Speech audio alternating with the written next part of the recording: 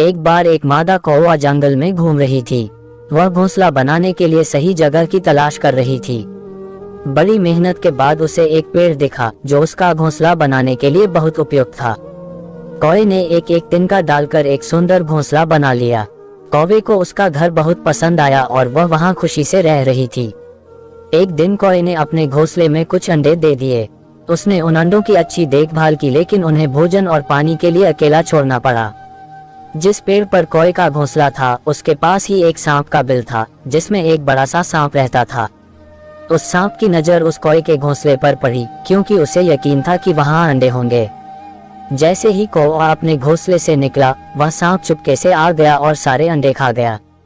कौवा जब लौटता है तो अपने घोंसले में अंडे न पाकर बहुत डर जाता है और जोर जोर से रोने लगता है।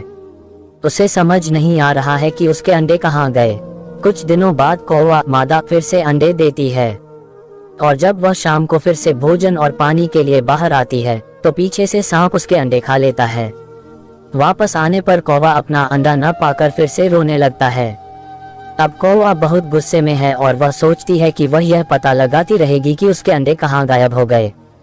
कुछ महीने बाद जब वह दोबारा अंडे देती है तो वह अपने अंडे घोंसले में छोड़कर अगले पेड़ में छिप जाती है, ताकि वह देख सके कि उसके अंडे कौन लेता है। आदत से मजबूर होकर सांप एक बार फिर कौवे का अंडा खाने आ जाता है। कौवा सांप को आते देख बहुत हैरान होता है और अपने अंडों को बचाने के लिए वह सांप से बहुत लड़ता है और उसे बहुत चोट पहुंचाता है, लेकिन फिर भी अंत में वह हार जाती है और सांप एक बार फिर उसके अंडे खाकर चला जाता है।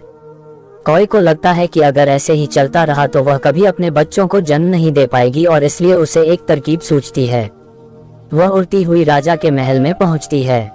वह देखती है कि राजकुमारी अपनी सहेलियों के साथ वहां कुंड में नहा रही है और राजकुमारी के सारे आभूषण कोने में रखे हुए हैं।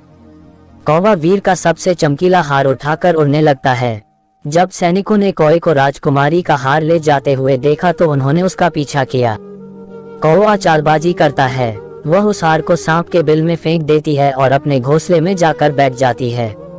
जब सैनिक देखते हैं कि हार सांप के बिल में है तो उस हार को लेने के लिए वे सांप के बिल को नष्ट कर देते हैं और उस सांप को भी मार डालते हैं। कौवा ऊपर से यह सब देख रहा है और वह बहुत खुश है, क्योंकि अब वह और उसके बच्चे उस सांप से सुरक्षित रहेंगे। एक महीने के बाद कौवा फिर से अंडे देती है, जिसके बाद वह अपने बच्चों के साथ खुशी से रहती है।